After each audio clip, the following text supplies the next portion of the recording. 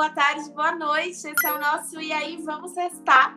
Bom, toda sexta-feira eu já estou acostumada a encontrar vocês aqui para a gente rever juntos os principais conteúdos que foram ao ar nas redes sociais do canal Reload. Então, se você não segue, já aproveita para seguir em todas as redes, no Twitter, no Instagram. Tem conteúdo em tudo quanto é canto e também aqui no YouTube. Não esquece de se inscrever aqui no canal para você ser notificado todas as vezes que tiver um conteúdo novo por aqui. Como a gente está acostumado no nosso E aí, vamos testar, sempre tem um convidado muito especial para comentar e rever junto com a gente todos os conteúdos aqui do canal Reload. E hoje eu recebo o Bruno Chagas. Bruno, seja muito bem-vindo. Eu sei que você é publicitário, ator e agora TikToker. Eu acho que o público está muito contente e muito provavelmente já te conhece, então me conta um pouco mais sobre a sua trajetória nessa vida louca de internet, por favor. Mana, boa noite, muito obrigado pelas saudações. O TikTok surgiu durante a pandemia em 2020 e ele chegou para poder exorcizar todos os meus nós internos e questões internas de como eu me via, né, em vídeos.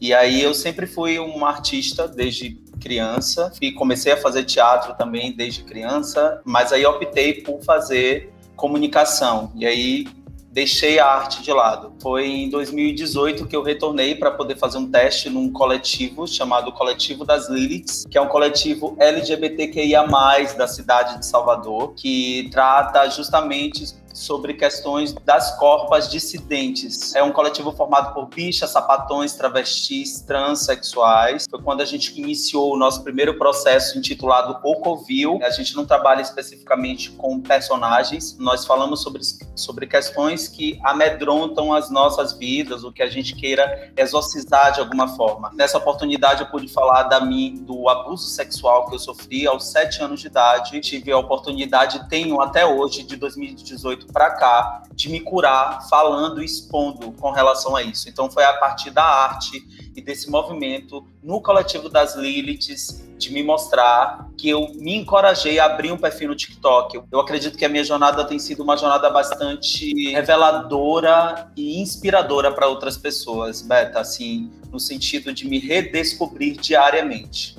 A gente começa falando sobre assunto sério. Completaram-se 10 anos desde o assassinato do Zé Cláudio e da Maria, que eram 2 ativistas e tiveram a morte encomendada por alguns fazendeiros. Você já conhecia um pouco sobre isso? Me conta, Bruno. Meu bem, eu não conhecia muito especificamente sobre a história dos dois, né? E aí acabei começando também a pesquisar com relação a alguns dados e fiquei bastante assustado com relação ao que acontece e também sempre como o lado quebra sempre para as pessoas que são mais pobres, né? Os interesses dessas pessoas e o que realmente importa é o lucro, são os grandes empresários, os madeireiros, etc. É uma grande guerra, né?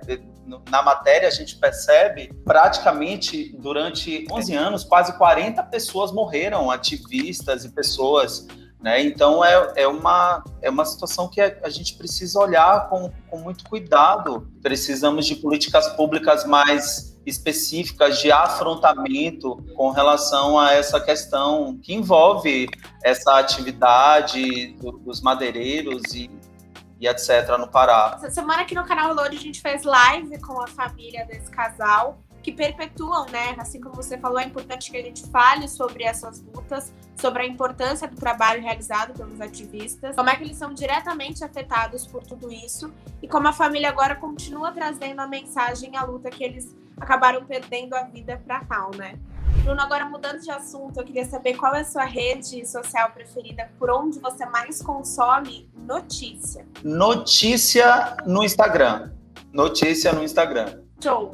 Então, eu sou uma grande usuária de Twitter, sou apaixonada, uso o Twitter desde, 2009. Tem uma coisa que rola muito na timeline agora, que é a CPI da Covid. As pessoas estão assistindo, assim como acompanhávamos a Avenida Brasil e subíamos hashtag. E a gente fez um vídeo explicando um pouco mais sobre a CPI da Covid. Você tá acompanhando que nem reality show? Eu tô acompanhando que nem reality show, mana, que nem a série Vogue. tá muito babado. E é isso, né? Sobre isso a gente brinca, mas o assunto é muito sério. Porque assim como você falou, realmente às vezes a gente vê ali na timeline do Twitter, vê rolando no feed do Instagram e não entende a seriedade, a complexidade que essa CPI tem, né? A gente está falando sobre o enfrentamento do governo em relação à Covid-19, que já deixou 450 mil pessoas mortas. Então a gente está chegando cada vez mais perto do 500 mil de mortos, a gente tem vacina para isso. E é muito importante, especificamente falando desse vídeo, que a gente perceba que todas essas linguagens são muito importantes para poder acessar a grande parte da população, Beta, porque tem uma cobertura midiática muito grande, principalmente com relação a esta CPI da pandemia e a omissão do governo. Eu acho que quanto mais vídeos sejam feitos para poderem sanar dúvidas e sejam digeridos, vamos assim dizer, porque algumas palavras me parecem um pouco difíceis e tal, e quando você encontra um vídeo desse que você tem um acesso a um linguajar mais popular, eu acho que é muito importante porque você consegue levar informação para muito mais pessoas, as pessoas conseguem entender muito mais do que de fato está acontecendo e do real peso disso tudo, né? Então eu acho que esse vídeo tem uma linguagem extremamente simples, extremamente leve, que é completamente diferente de tudo que a gente acompanha no governo atual, que é extremamente pesado, negacionista, genocida e etc. Então, aqui no canal Reload, fazendo esse tipo de conteúdo, eu acho que é super importante. Primeiro, porque a gente está na internet. E segundo, porque a gente tem o objetivo de reaproximar, né, o público. Que nem você falou agora, eu assisto na TV, depois vou pra internet. Então, eu acho que é importante a gente falar com os jovens que estão em todas as camadas. Então, conversar com o cara de classe média, mas conversar com o cara da quebrada também, que, vai conseguir assistir pelo celular, vai ver pela TV, porque a TV Senado é canal aberto. Sim. Então, eu acho que é super importante a gente expandir cada vez mais esse diálogo. Bruno, você me falou que a sua rede onde você mais consome notícia é o Instagram. E aí a gente tem toda semana uma HQ no nosso Instagram do canal Reload. Inclusive, você que está assistindo agora, se não segue o nosso Instagram, siga. É @canal Reload mesmo, que tá aqui. Porque aí, semanalmente, a gente tenta, então, trazer um pouco mais voltado para a arte, algumas temáticas que permeiam a nossa realidade, que também fazem parte desse meio jornalístico. Na nossa HQ dessa semana, a gente falou sobre a situação super difícil que está sendo enfrentada pelo povo Tembé, que eles estão tendo a saúde prejudicada pelo aumento das queimadas por lá. Então, a fumaça, obviamente, né, impacta muito na saúde deles e nos sintomas de Covid-19 para quem é infectado pela doença. Eles estão enfrentando um cenário super difícil que é ainda mais agravado por esse contexto de pandemia que a gente está vivendo. Então, estamos vendo aqui do lado. Bruno, você tem acompanhado essa situação? A HQ é muito impactante, né, para mim. Ela é muito pequena e ela passa uma mensagem muito potente, muito grande. Logo depois que eu vi essa HQ, eu automaticamente lembrei do livro de Ailton Krenak, O Amanhã Não Está à Venda, que eu li, que é muito rápido, e que ele faz justamente esse comparativo entre a Terra e a humanidade e todas as questões que envolvem uma relação com uma outra. E é muito impactante perceber esse lugar que essas pessoas adoecem por falta de oxigênio. Então, ambas as relações, ambos os lugares da fumaça e da Covid-19 levam as pessoas a sentirem falta de ar, né? E um outro impacto também que eu acho que eu pude fazer uma relação, como é que os governos que falam que precisam retomar a economia são governos burros, porque a retomada da economia necessita especificamente de pessoas. E como é que essas pessoas que elas estão adoecendo sem vacina vão estar à frente desse lugar, sendo que elas não estão sendo colocadas como prioridade? E vivas, né? E vivas, exatamente. Então, justamente sobre esse lugar, sobre esse ciclo, né, que é bastante interessante. Você quer uma retomada da economia, mas a economia necessita justamente de pessoas, mas essas pessoas, elas estão morrendo, né? Mais de 450 mil mortos. Outro assunto muito sério, que também é super importante que a gente discuta e que não necessariamente está ocupando grandes manchetes na mídia, é a situação enfrentada pela população do Amapá. Ano passado, eles sofreram com uns apagões na época da eleição, mas não foi só nesse período que isso aconteceu. E quando a gente está falando sobre apagão, de primeira a gente pensa em energia, né? Mas isso tem a ver com a compra dos alimentos, sobre a conservação dos alimentos, enfim. É uma coisa muito complexa e que afeta demais a população. Então a gente trouxe um vídeo para entender um pouco melhor sobre esse contexto. A Priscila trouxe pra gente uma explicação que, tipo, eu mesma, nesse eixozinho aqui, São Paulo, Sudeste, não tinha ideia do quão grave era. Após assistir a matéria, eu acompanhei, né, a grande repercussão que deu da quantidade de tempo sem energia. E aí eu fico me perguntando se essas pessoas, as contas de luz dessas pessoas foram abatidas pela quantidade de tempo que elas não tiveram luz. Qual a resposta? Não. Claro que não, mana. E aí é justamente o que você falou, mana. Não é apenas luz, é a água que falta. E aí para onde é que quebra, mais uma vez, para as pessoas pobres, mana? E como é que essas pessoas pobres minimamente precisam se proteger do vírus, lavando as mãos, vão ter uma água potável, porque parou a luz, parou a água também, e aí também as pessoas que têm internet são afetadas, também não tem mais internet. Não tem apagões durante a matéria, eu pude perceber, que duram 5 dias. E as pessoas, elas ficam, desses lugares, dessas empresas de luz, elas ficam dando desculpas tão esfarrapadas quanto, sabe? Sobre a chuva, sobre equipamento. E não é sobre isso, mano. É sobre a quantidade de lucro que essas grandes empresas geram para poder investir em equipamentos e recursos para que isso não aconteça mais. Porque, mano, a conta chega e essas pessoas pagam essa conta cheia, mano.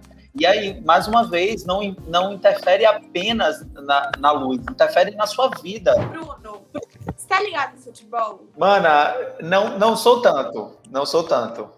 Mas você tem um time? Tenho um time. Eu sou Vitória da Bahia. Show. Bom, eu sou corintiana e também vem da família. Minha mãe era corintiana de pendurar bandeira na janela. Então, assim, era uma coisa muito louca. Mas eu nunca fui num estádio de futebol. Você já foi ver jogo? Nunca vi.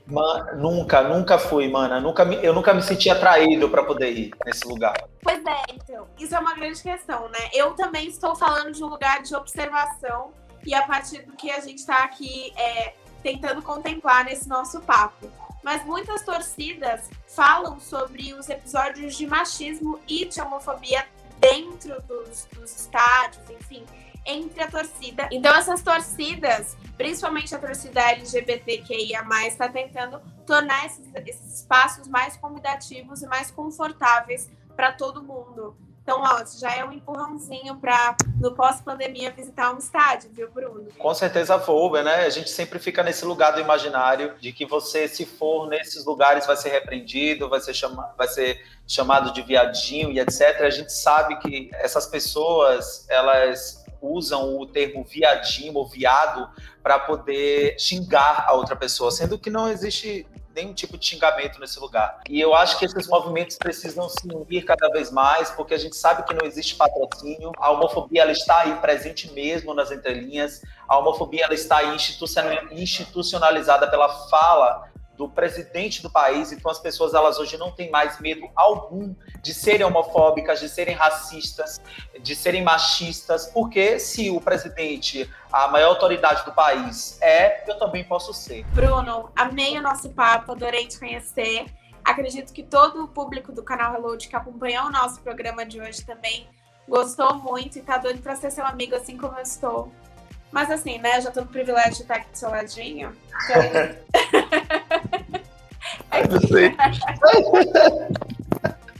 Muito obrigada. Queria que você contasse, então, qual é o seu arroba, onde as pessoas acompanham o seu conteúdo. Roberta, muito obrigado. Dizer primeiro que você é uma deusa, que você é incrível, que a sua energia é maravilhosa, que você só... E você só faz deixar o outro de uma forma mais tranquila. Eu que tenho alguns problemas em me ver, que estou desconstruindo tudo isso, você possibilitou, e a equipe do canal Reload possibilitou que eu pudesse hoje estar aqui, terminar, finalizar. Então, muito obrigado, tá bom? Por essa energia, por essa frequência positiva, tá bom? O meu arroba nos dois perfis é @Bruno Chagas Costa. É o meu nome, @Bruno Chagas Costa. E é isso, Bruno. Obrigada, gente. Esse foi o nosso E aí, vamos sextar. E a gente se encontra na semana que vem. Beijo, obrigado! Obrigada, Brasil! Obrigado!